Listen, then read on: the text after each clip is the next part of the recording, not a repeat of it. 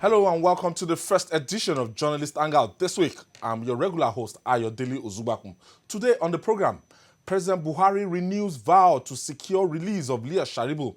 Chibok girls, Kogi judge adjourns suits over executive judiciary feud indefinitely, following withdrawal of policemen from the courtroom. And later on the show, many dead, thousands flee and houses burnt as violence escalates in Fresh Jukun Tiv communal clashes in Taraba. I'll be hanging out with Babajide Kolade Otitoju and Janet Mba Afolabi. So if you're ready, let the hangout start now. Many thanks for joining us. Hope is a powerful elixir. It drives people to achieve what is daunting. The former president of America, that's Barack Obama, attested to this in his famous book, The Audacity of Hope.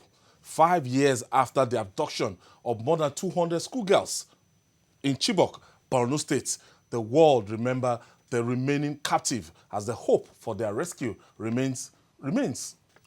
President Muhammadu Buhari, who joined others to commemorate the 5th anniversary of the abduction, renewed his vow to ensure their rescue and that of Leah Sharibu.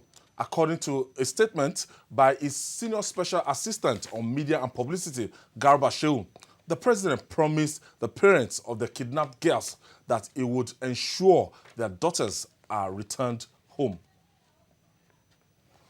Well, Babajide, 5 years down the line, these girls, the Chibok girls, 5 years down the line, we are yet to get everybody back home.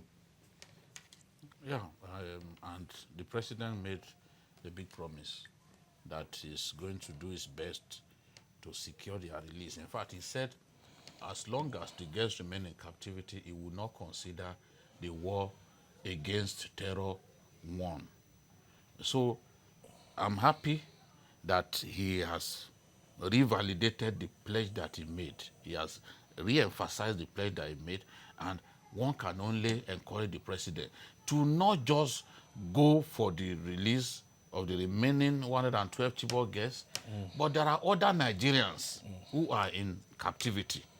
So the president must do his best. Remember that when during the heat of the electioneering campaigns, the governor of Borno State had his convoy attacked by Boko Haram fighters. Soldiers were slaughtered and many people were taken prisoner, especially young women, because the old women amongst them were released. For their soldiers, they need the young women to cook for their soldiers. So they always target, when Boko Haram attacks a community, they target young women. So those young women will be the ones who cook for the fighters. Some of the fighters also marry, some of those girls are also married off to the fighters. A lot of the Chibok girls are already married to Boko Haram fighters, and even if you sincerely want to rescue them, they will not agree to leave because they are already married to them. You saw a video sometime 5 years ago. now, some of them would have had kids. Kids for them. Some of them have been so brainwashed today that they've become more or less like fighters, also carrying guns, because they are married to commanders of Boko Haram, and those married to commanders of Boko Haram, they get preferential treatment, you know, that other guests don't get. So for some of these people, there's really no need to return home. When you even see them, you see clearly that they are better looked after. If you see the videos of some of them, you see that they are better looked after. And we've had cases of people rescued by the Nigerian Army who return to Sambisa to link up once again with their boyfriends or with their husbands amongst Boko Haram fighters. So it's a delicate situation. It's estimated that there are at least 112 of those girls still in captivity. But the truth is, some of them are dead already, because there is no way that in the course of constant bombing and strafing of Boko Haram locations that there won't be collateral damage. Even the Dapchi girls, you recall that about 5 of them died, that have been trampled upon by their own mates and all that. You know, some fell sick. So but the president made a promise that as long as the girls remain in captivity, that he will not he will not agree that the war has been won. So the president is challenged by the promise that he made. And I think that he should go ahead and do whatever it takes to not just secure the release of the Chibok girls, but other Nigerians who are still in captivity. There are so many Nigerians still in their hands. Many of them seized from not just Borno State, but even Adamawa State, in the Madagali area. You know, it's close to Sambisa. Boko Haram raids those communities without even newspapers reporting those raids regularly. So from time to time, they seize young people, they seize women, and they go into the bush with them. So there are many Nigerians who are still in their hands, apart from the Chibok girls. And don't forget, the first case of women being seized by Boko Haram, young women being seized by Boko Haram, was not even the case of the Chibok girls. It happened in Konduga, the school of basic studies there. Boko Haram attacked the school and took away young women. So, in my view, when we talk about Chibok girls is just a metaphor for all kinds of Nigerians in the hands of this criminal gang. So the government has to do whatever it takes to secure their release, and that will be promise kept if the president can pull that off. It will be a massive lift to his image. Janet, as a mother, 5 years down the line, and you know, there's this adage in Yoruba language that if somebody is dead and and you know, now they don't know when to stop crying. That's a non-Yoruba speaking. Yoruba by marriage. 27 years of marriage. 27. And I was born and brought up in Ibadan. That's nice. No, it's impressive. No, it's quite impressive. To speak even in parables in our language. So some of the girls, no doubt, may have moved on, but their parents can never move on. I know a mother who never got over her son, whom she did not see till she died. She kept calling the name of that son till she died. And she knew that the boy was not in Boko Haram captivity. She knew that the father took the child away and deliberately made the child not to see her. So not to talk of these ones, yes, till she died, she was still mentioning the guy's name. So you can imagine, she could not get over it. Many parents cannot get over it. Some of those girls would have become women by now, heavily indoctrinated. They are soft targets. That's why when Utoju said, I agree, because girls, not older women like me though, young girls are usually soft targets. They are, you know, their minds are still very plain. They can easily be, indoctrinated. Even during the Civil War, the Nigerian Civil War, most of the targets, when soldiers went into villages, according to the stories that we heard, were that the young girls were also their targets. So especially the fair complexion ones. So what mothers did at that time is that when soldiers are about to capture their village or their town, they paint the faces of those women black. So they will look very unattractive. But some soldiers were not after color. They were just after gender. So they went for anything in female clothing. So I don't know why it is so, but that is just the nature of this kind of war, whether civil war or war of terrorists. But one interesting thing is that until maybe some groups put pressure on governments, like the ones they did 3 days to the 5th anniversary of the Chibok girls, a lot of activities took place in Nigeria, London, New York, Abuja, Lagos, just to bring back focus on these girls and to remind us that these girls are still in captivity. And so the government now came out to make a statement. And I marked 3 words which are very strong in the statement of Shehu Gaba, speaking for the president. He said the president will not rest. Those 3 words, will not rest. They are strong. And I hope that they are well thought out words, because those are not words that you just make anyhow as political statement. Those are words that you say, okay, by fire, by force, by thunder, by brimstone, we have to bring back these girls. And I hope that he will make good that promise and will not rest in the real sense of the word, not just a metaphor, a literary will not rest until they bring back those girls. Because it was one of the reasons why Chibok people, many Nigerians voted for this government. And Chibok now is a ghost town. I know some people come from that place. They can't smell that place anymore. Initially, we used to think that it was a stranger than fiction story. But when I met a woman who comes from Chibok, and she told me the story and how some parents of the girls stayed in her house, that was when I knew that so this story was true. And the number of girls involved is another concern. People are abducted daily. Every minute people are being abducted. But because of the number, they wanted to make a political statement. They wanted to create a state of fear, a state of confusion, that the country is largely unsafe, and which was what they succeeded in doing. And some people have come out to say, you're paying ransom for the release of those ones that were released. They're talking about the government now. But I don't have problem with ransom being paid. We are talking about lives here.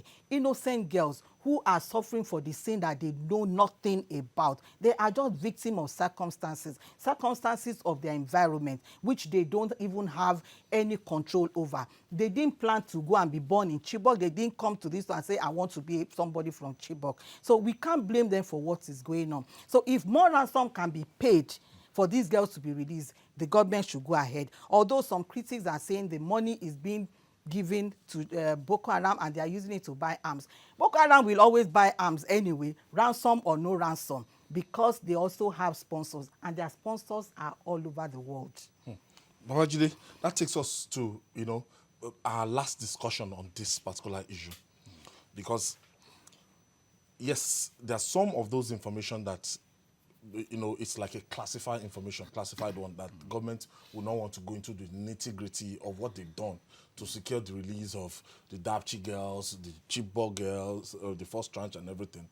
But ultimately, when you look at, we've gotten snippets about some people, that sometimes they might be asking for their major bombers, their commanders across so prisons. Yes. And they are asking for so dollars. And if the government told that line, in 3 months' time, those guys, they are back on their feet and they are wreaking havoc. At the end of the day, the people that were saying, okay, leave this person, the havoc that they will wreak through another means, we don't know. So this is like a catch-22 situation. That is why, you see, President Buhari said something just after the release of the first set of guests. He said that the negotiation for the release of the next set of Chibok guests will be more, how do I describe it? Suggesting that government would take its time, meaning that the government will not concede as much as it did the last time. So the last time they might have considered... That's the interpretation that I can give what he said, because he was saying, well, the next one will not be that easy. So, because for every time you negotiate with terrorists, you must give something in return. You can imagine the Israeli Defense Forces will exchange 1,000 Hamas prisoners with just 2 Israelis soldiers. Just 2. They are prepared to do that. Sometimes it's even... 1,000 Hamas fighters. Yes, sometimes it's even the remains alone.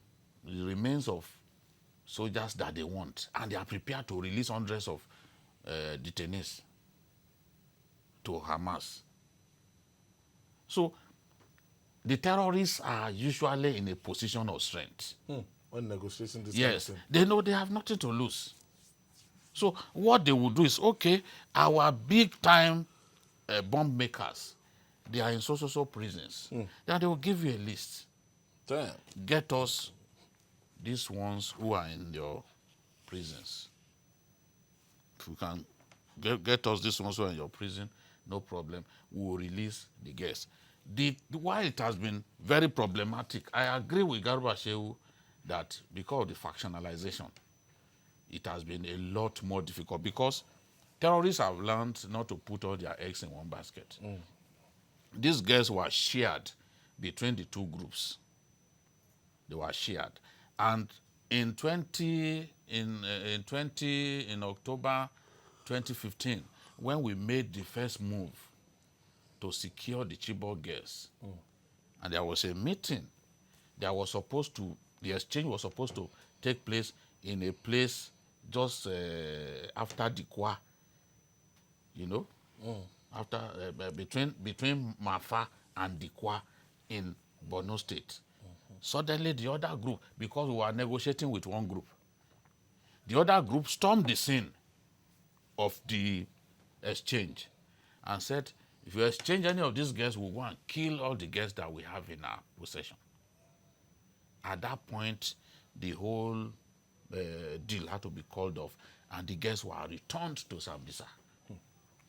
So when the government says that factionalization has made it more difficult, it is the truth that they are saying. Because what I just told you is the truth. Nigerians may not have known, but it happened back then in October 2015.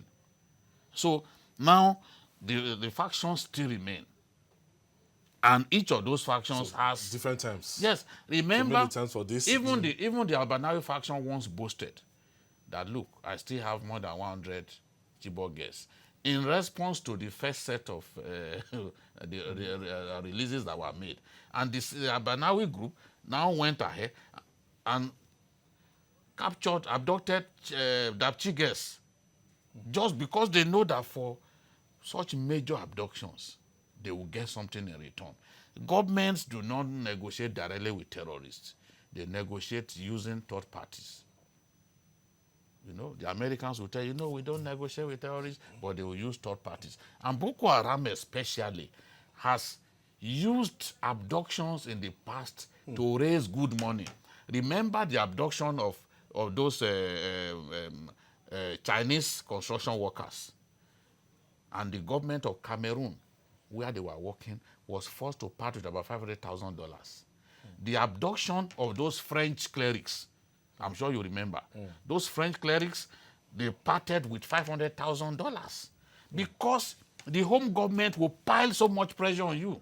It will become a diplomatic wahala until you secure their release. So Boko Haram knows what it's doing. They are bidding their time and looking for, they are trying to push the government to come up with a kind of a bargain that it cannot refuse. Because whether they like it or not, they are losing this war. In fact, the gains that we have made in the last few weeks have been really monumental. They've done so well, and there is some level of cooperation even with Cameroon and even Nigerian forces and Chadian forces. So they know that their days are numbered. So whatever money they can make through these negotiations at this time, they will try their best to make, and they will keep the girls where they know we cannot easily access. On a final note now, anytime something new creeps into our dictionary in Nigeria, it becomes like it will have a spiral effect all over. Kidnapping is now like southwest, southeast, south, everywhere. Northwest, northeast. It's all over the country right now. Kidnapping used to be rampant in the east, but because the police, the government had really swapped on so many of them. I thought even the Niger Delta guys even brought it for their struggle. That's southeast, from there, south, you know, Aba. But Port Harcourt used to be very hot when Amechi was the governor. In fact, you could hardly walk the streets of Port Harcourt without looking back who is following you.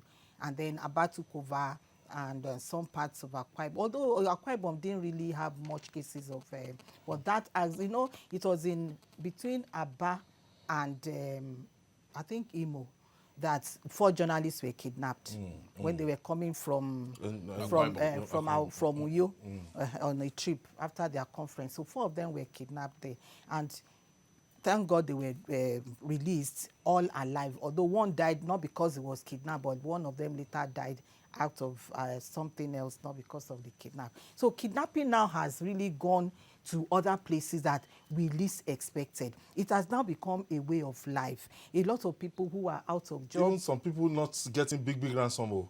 Some That's people what as I'm much saying. as 10,000 naira kidnapped within their 5,000 locality. naira, Cult just boys. very local, yes. Jobless people, but no amount of joblessness or unemployment can push someone who has no criminal mind, who is not criminally minded, to go into kidnapping. No amount of pressure. Because even in the stories told us by the 4 journalists who were kidnapped, they were in that jungle for 7 days and they listened to the conversation of those kidnappers. They even the kidnappers sent them to the government and said, go and tell the government that what they are doing to people, that government is not, delivering on promises. And so a lot of people are now into kidnapping as a way of revenging. But it's not government they are revenging on, it's the innocent people making working. life difficult. All right, moving forward now. The political climate in Nigeria's north-central states of Kogi is characterized by the trivial, the weighty, and the absurd. The state is currently embroiled in crisis that is pitching the 3 arms of government together in a battle royale over plots to remove the chief judge, Justice Nasir Ajana. The removal plot has shifted to the courts, but there's a new twist.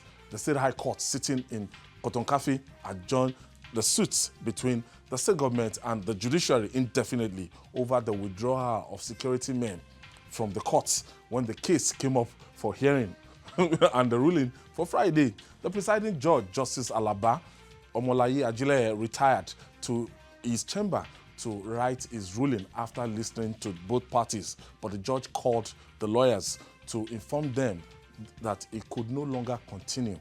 Justice Omolaye Ajile said that with the sudden withdrawal of his policemen from the courts, it would be unsafe for him to continue with the case. Jide, what is happening in your former states? Just a brief recap of what this drama is about.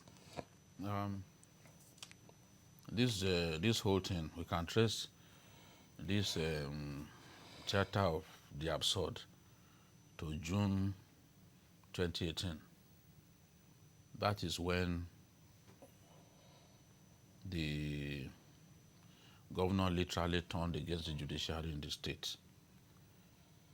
Since June last year, the judiciary in Kogi State has not received subvention. The judiciary workers have not been paid for 10 months. Why? Because the governor is bent on kicking out the chief judge. Remember, it was that chief judge that in June 2018 granted Dino Melaye bail. It's there. Look at the record, look at the period when this whole wahala began. There was an audit report that came out in 2016 where the registrar of the court of the state judiciary was accused of spending unbudgeted funds. And the registrar argued that they actually did virement, which mandated them to spend that money. At that point, the CJ was not even mentioned. But after the events of June 2018, suddenly the CJ, Ajana, became a haunted man. Ajana, by the way, is an Ebira man, just like the governor. Now, Ajana, the State House of Assembly passed a resolution calling for the removal of the chief judge. Doing that, you see clearly that they stepped beyond their bounds. The law is clear about how a chief judge can be removed. There are parallels. There are examples that we can, precedents that we can cite. Bukola Saraki, who today knows the value of justice, illegally removed Justice Raliat Elelu Habib as Chief Judge of the state in 2009. By 2012, the Supreme Court had ruled that Justice Raliat Elelu Habib was illegally removed, that in removing a judge, your first port of call must be the NJC. That the NJC has the resources and the personnel to do the kind of investigation that you conducted. So Justice Elelu Habib was restored to her position, although she had barely a year left, because the case had lingered. And then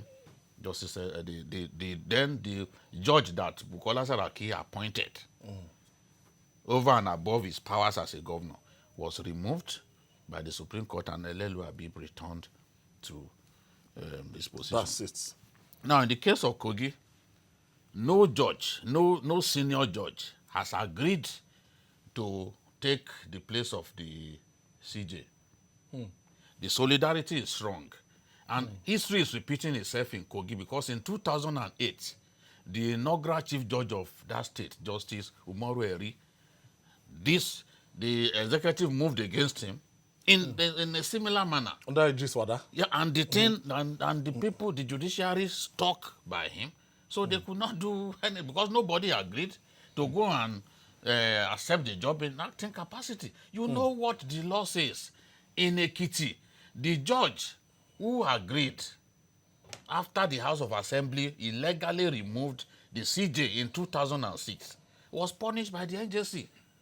You know, when they wanted to impeach Fayose and they felt that the CJ would not do their bidding, the House of Assembly illegally removed the CJ of the state and installed their own CJ. So at the end of the day, the NJC descended on the judge who agreed to supplant the substantive CJ, and he was fired. So this is what we have in Kogi now.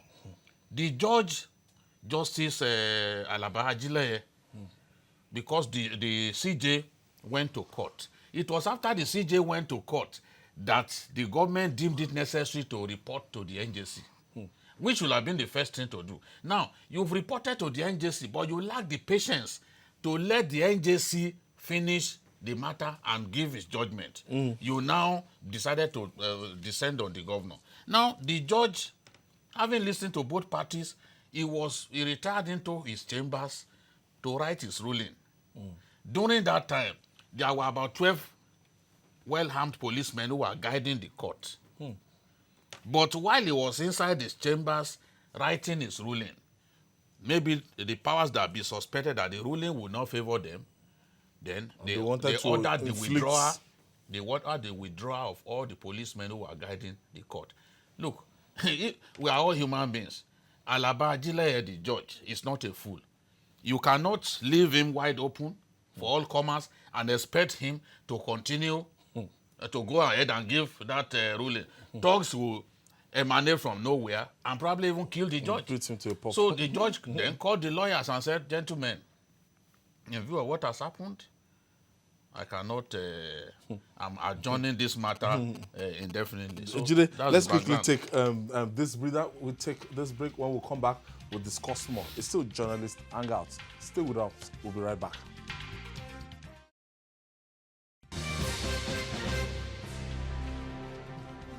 Welcome back. Still Journalist Hangout. We're reaching you live from Television Continental, and we are looking at the conflicts between the two arms of government, that's the executive and the judiciary in Kogi State, Kogi North, central Nigeria.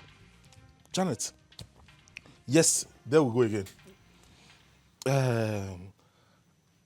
For some time, we've avoided talking about Kogi State because, since Yaya Bello has gotten there as the governor, we expect to be reporting development, giant strides, achievement, but Kogi is always in the news for the wrong reason. Right now, the Independent National Electoral Commission, they fixed the election and they've said 2nd of November 2019, they're going to have election in Kogi State. The people of Kogi, we have time to put their destinies in their hands and everything. They decide. But the bottom line here, are you surprised? This line of that brazenly, an executive governor, because Rotimi Amechi tried it when he was governor. In fact, he shut the court down for close to a year. The judiciary, they went to Bayelsa. They weren't practicing again. No court was open because of the logjam between the legislature, the judiciary, and the executive during Amechi's time. Now we have a situation like this again. Ayo, you see, Kogi State will always be in the news if it's taking part or if the governor is involved in activities that will bring him into spotlights. And he has done it again. And that's why Kogi is in the spotlight now. He asked all the staff of the judiciary to go and present themselves to a committee for verification and biodata data capturing. And the CJ said, no, this is not the job of the executive, that anything that has to do with recruitment and discipline. For my own arm. Yes, has to come from the Judicial Service Commission. And that was one of the things that the governor wanted to do, you know, to be able to dominate or to take away the dependence of the judiciary. Before then, he had intimidated the CJ by cutting off power, that's lights, and water from his house, from his quarters. And that's what some landlords in Lagos or in Nigeria do. When they want to drive you out of their house, they would, and you refuse to go, you prove stubborn, they will remove the water, they will remove the source of light. Child lock. So he was behaving, maybe he had been a landlord before. You know, so the CJ is from the same senatorial district as him. Both of them are from Kogi Central Senatorial District. So they are brothers. So they shouldn't even be having problems. But you know that interests even differ between identical twins, and they can have problems. We've seen identical twins who are musicians in Nigeria who have gone their separate ways because interests are now, are now different. So coming back to Kogi, the governor was alleged to have been angry with the CJ because he refused to send Dino Milaye to prison. That bail, that he granted bail, that he should have sent him. Meanwhile, bail is discretionary. Yes, but bail can also, if the CJ wanted to play along with him, Ayo, let me tell you, if the judge wanted to play along with the governor, he would have made it impossible for Dino Milaye to meet some of the bail conditions. We have seen it before now. When we did a story, when we were publishing Insider, and they wanted to take us to jail, they brought all manners of bail conditions that were impossible to meet within 3 hours. And Keyamo stood for us. I said it before. Keyamo made sure that we were already put in that awaiting room to enter Black Maria, and they locked the door. So it was from there to Black Maria to jail. So I know what I'm talking about. And once they take you to that place, 2 months, you can't smell anywhere until the next adjournment date, when maybe all your lawyer would have now run enter and make sure that all the bail conditions are met, and then you. But Adi would have been in prison for those 2 months. For the records. For the records. So the judge did not do that, and it was alleged that that was one of the reasons why the governor got angry. And the CJ is also said to have recorded or to have gotten their conversations on this bail thing from the service provider that we're having the conversation, and the governor feels that he may be vindicated if he releases those evidences. Again, the governor is alleged to want to impeach the deputy governor, but he needs the CJ. Yes. He cannot do it without the CJ. Yes. So with the CJ not playing ball with him, it is impossible. Just again, like Nasarawa, the way it happened in Nasarawa. And the SSG. So he's having problem with his deputy too? Yes. No, Nasarawa at that time. No, wanted to impeach. Of course. No, that one is not news anymore. Again, that is not news. The SSG is standing trial in the CJ's courts, High Court, Everything High is- Court won. So High everything Court is won a case of corruption brought by ICPC, and the SSG is part of the executive. So you see that there are so many problems, and that was why he decided to stop the funding, and the staff, of course, went on strike And and allow blah, blah. everybody to suffer. And people are suffering. But one thing is certain, that the judiciary, they are united. On this matter, they are very united. And this is the first time, the governor has to be careful, because this is the first time that APC is ruling Kogi State. If you look at the electoral geography of Kogi State was, by the way, created in 1991. It was taken from Benue and Kwara State in August 27, 1991. If a lot of military administrators have ruled, but the first time that a civilian won governorship election in Kogi was in 1992, Audu Abubakar, under NRC, that's National Republican Convention. And if you want to look at NRC compared to today, you can grade it as a PDP, because they were not progressives, they were conservatives. So we can say that it had the clothing of PDP. And then again, he won in under ANPP before PDP now took over, and this is the first time that APC. So he has to be careful now that the date has been fixed, so that he will not lose his state to another party. Now, Ayo, let's talk about financial autonomy. Section 121, subsection 3 of the Nigerian Constitution says, any amount standing to the judiciary in the Consolidated Revenue Fund of the state should be paid to the head of the courts concerned.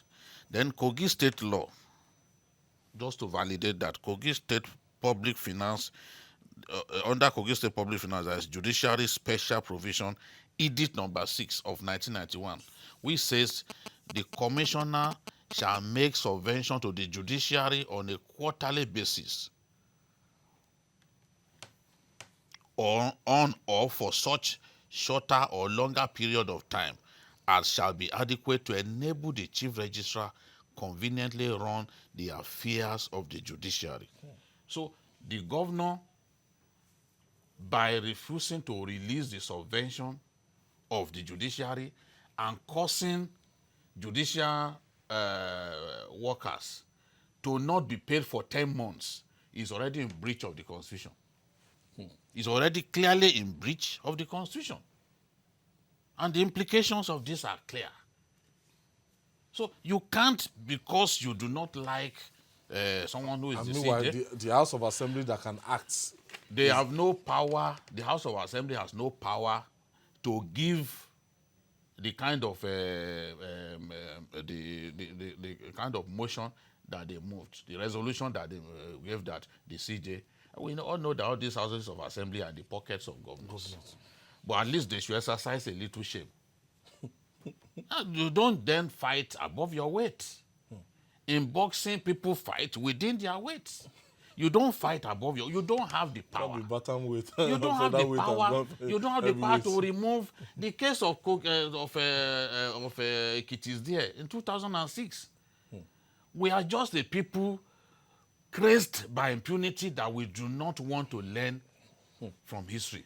The case of Ekiti is there. So this is the thing. Clearly, the CJ, they should have allowed the matter to run its course. But by not giving the judge the protection that the judge needs, that is another offense. That is also against the Constitution, because the Constitution says the police shall provide security.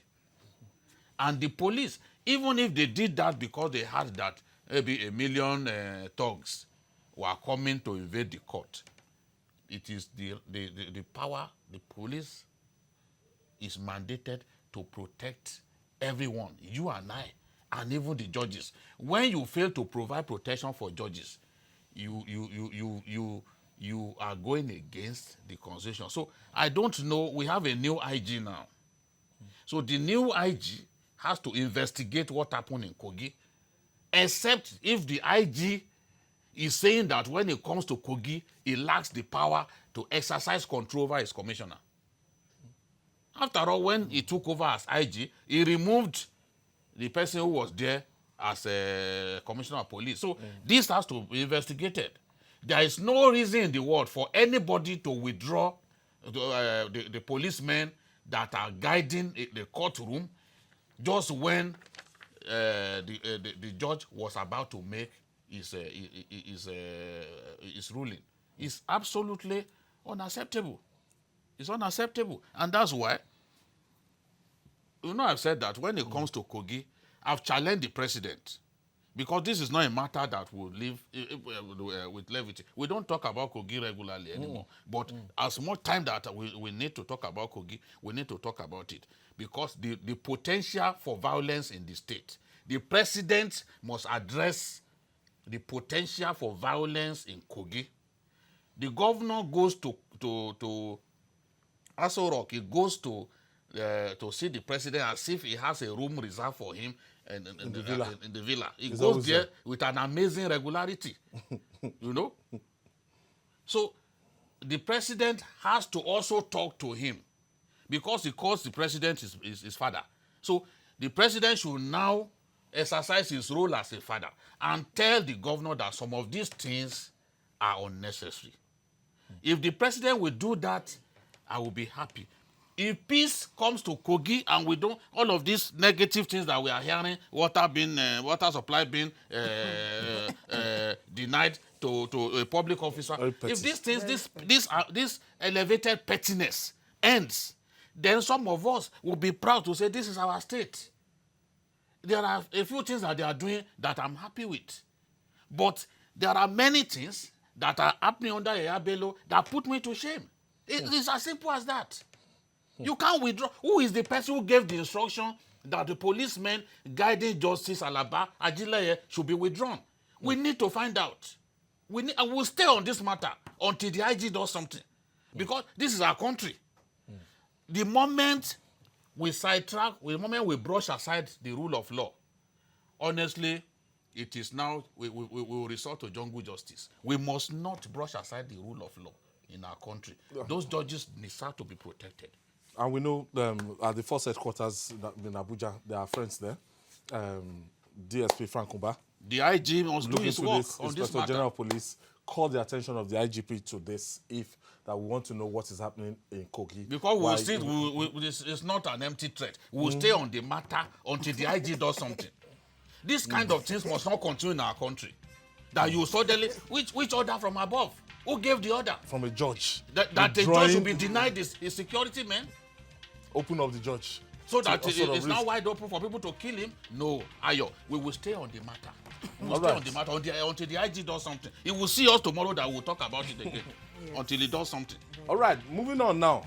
A long-drawn war against insurgency in Northeast and armed banditry in the Northwest have stretched the capacity of the Nigerian troops. Therefore, dealing with fresh waves of ethnic conflicts will be tiring and battle-weary country. That is the situation of things as fresh communal crisis engulfed between the Jokun and Tibbs ethnic groups in the Okari area of Taraba State. The ethnic inferno has raged for days, forcing many to flee their homes. Hundreds of houses have been touched and other number of casualties on both sides is rising. Desperate times are here, but do we have desperate measures to tackle this? And even upon everything that is happening in Nigeria, we're talking about Boko Haram, we're talking about kidnapping, then some set of disgruntled elements, maybe from one village to another. Can you afford this kind of disagreement to be killing each other right now? Our security forces, they're so strange. This Jukum and Tiv is not... is a protracted war. They are brothers. Let them live together. They are not brothers in the sense that they are from the same place, but they are neighbors. They have long history of relationship that even predates colonialism. Before Nigeria became Nigeria, they were living together. And yes, and they've been living, but their relationship was intensively cordial. However, it took another turn because of ecological and political changes in that Wukari area. This crisis between Jukum and Tiv, since I began journalism career close to 30 years, we've been writing the story of Jukum and Tiv. We're killing each other. Killing for each many other. years. One of the longest wars between them was between 1990 and 1993. I'm sure you two wrote so many stories. We were reporters that time. Some of those were sent to Taraba to go and cover the story. And that one went for 3 years. A lot of dead bodies were littered, houses were burnt, but it didn't change. Then there was a law, 2001, another one came up, which was really, really even more bloody than the one of 1990. Soldiers were sent to Benue and Taraba to go and quell the crisis. But 19 soldiers were abducted and killed.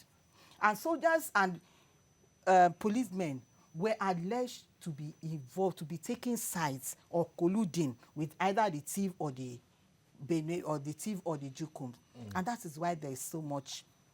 This crisis cannot really end. And it's not only just Tiv and Jukum. We have other crises like that. The Zango Katavi in Kaduna. We have Aguleri and Umuleri in Anambra. We have Modakeke. And even in Plateau, we still have the Mango and the Boko people in Plateau State. But this, the Jukum one seems to be the deadliest. The deadliest and the longest. And I don't know how it's going to end because it has turned to political war. The thieves are naturally from Benue states. I know that so many of them come from there. But because they have lived on the side... They have some local government, like 2 or 3 local governments in Taraba. Yes. Where they also where they are. Also in Nasarawa. Well, they are in like 3 local governments too. Like this. Because of their history of staying long in Taraba, they are now claiming Taraba. And the Jukum people are saying, you are not us. You are not part of us. You are from Benue. You came here as strangers. Yes, you came here as stranger, but you have stayed. The longevity of your stay does not make you an indigene. So they are fighting, yes, and there's no respect. Please, let me quickly make this point. You see, in every relationship, there should be respect for boundary, even interpersonal relationship. There is no respect for boundaries between these Tiv and the Jukum people because the lands that belong to the Jukum, the Tiv people go there and say it belongs to them. There should be a boundary until there is a respect, until there is serious respect and political. If we talk like Jude, that, it will seem no, that's what I wanted to say. Seem like, okay. Wait, no, I'm not taking side. I'm just looking at Nigeria now holistically. We have a tendency for those things. My father was born somewhere. My grandfather was born somewhere. At the end of the day, I don't know any other place. I grew up in one place. You wake up in the morning, you tell me that. That's why one of the first things that El-Rufai did was to say, look, this indigenization thing, look. Honestly. Because it divides us, it sets us back as a people and it makes us look like backward people. Because you go to a country... We go to America, go and give birth. 2 weeks after, they'll give us the passport. Look at the son of the daughter. He's an American citizen. Look, Minnesota. Look at the number of Somalis who are in Minnesota. To the point that they even got elected into the Congress. It's someone from there. So we have to, at some point, we have to stop this killing ourselves over indigenous rights, this and that. A lot of those people, you go to a place like Zango Kataf, there are some houses who have lived there for generations. There's nowhere else that they know. There's nowhere else. Honestly, this nonsense has to stop. There's nowhere else that those houses can go. If you say, okay, leave. You understand? I met a Lebanese in Kano. He told me that his great-great-grandfather was born in Kano. In Ibadan I'm telling you, and the person was speaking. Shebi, you are even talking about Lebanese. We are talking about Nigerians, fellow Nigerians. When you go to talk about Lebanese, their complexion is different. You can say, people will say they are foreigners. You see, but these are fellow Nigerians who have lived for up to their ancestors have been living in a place for more than 100 years, 200 years. Where do they go? If you say, okay, you don't even want them anymore. Look at South Africa now. Yeah. That's what's causing problem. Those people, some of the white people in South Africa have been living there since the 16th century. They don't know any other country. That's Yes, their country. So Babajide. we, our people, as much as, because these are the things causing killings. Problem. These are the things causing killings. The thing is, let me tell you, in Nasarawa, in Taraba, you have significant thief population. And there are local governments where they are. You understand? 2 local governments here, 3 local governments. Predominantly, you go there, you find a lot of them. It's normal. It's normal because they've lived there for ages. All their lives. You understand? And that's where they farm, they intermarry, they do. We must love ourselves. We must see ourselves as Same one. problem with Birom and Hausa Look people. at the Cross River people and the Ebonyi people too, killing one another over nothing. We must see ourselves as people who belong to the same country. Father Desmond Tutu said, South Africans should see themselves as rainbow people of God. Meaning that as God brought all of you together. In the same way, God brought us together as a people. We can't be slaughtering one another like goats, the way we are doing. Today, look at, they will call for peace meeting. While the peace meeting is going on, they will be killing some people in other areas. The level of hatred that we have for one another that is causing us to kill one another like that is what has to be addressed. Janet, That's what. you want to say Yes, something? this same issue, because a lot of scholars have been doing researches on this issue, that are we going to say in some states you would say some people are indigenous and some are strangers after they have stayed there for generation from generation, they can now be part of that place. Who is really an indigene? Who is a citizen of Nigeria? Can you move to a place and stay and then claim that place? Because if we are analyzing it for Jukum and the Tiv, then it should also apply to the whole Nigeria, not only in Jukum and Tiv alone. We are looking at what is causing the killings. Yeah. So it If you should- look it at should be Birom and Fulani, Yes, it should- just That's why I the same gave the problem, example same of problem. it. That's why I gave. Look, It should be a You look basis. at It this should- Mudakeke and they the are intermarriage. together. Look, Long time ago. if you keep saying, oh, we own the land, this and that, the killings will not stop. And there's nowhere else those people can go. That's why I gave the example of Zongo Kata. Because there are Hausas there, Hausa Fulanis there. I was in Kaduna in 1992 when those killings happened. There are people there that they have nowhere else to go. Their great-grandparents were born there. So, but today, must live together. today is part of the killings. They are still there. Because there's nowhere else to go. So, we must come together and tell ourselves that enough of these killings for no reason. Let's learn to live together. Then their and leaders, it's not difficult. It's that not is difficult to also the achieve fault that. of the leaders of the two groups, because they keep brainwashing each other that you are different, you are not the same, and the political For a long time divide we had peace in that place. is the political divide that is the Discord, real anytime, issue, yeah. more than even the boundaries we are talking about. I want to thank you, Janet When we had the problem in Mambila, in the end, people came together and said, are we fools? Honestly. Why are we killing ourselves for nothing? And they came together, and the killing stopped. They said for years we would live together as friends. Why are we killing ourselves? They came together. They said no, this must stop, and it has stopped. I want to thank They you are the too. only ones who can achieve peace. So Yes. that's not anybody can do. Babajide Kolade Otitojo, I want to thank you too. And that's it on Journalist Hangout today. Join us tomorrow for another interesting episode of the program. What Journalist Hangout on our platforms showing on the screen. We're on YouTube, youtube.com/TVC News Nigeria. Our feedback channel is Journalist Hangout at tvcnews.tv. I'm Ayodele Ozubakum. See you tomorrow. God bless Nigeria.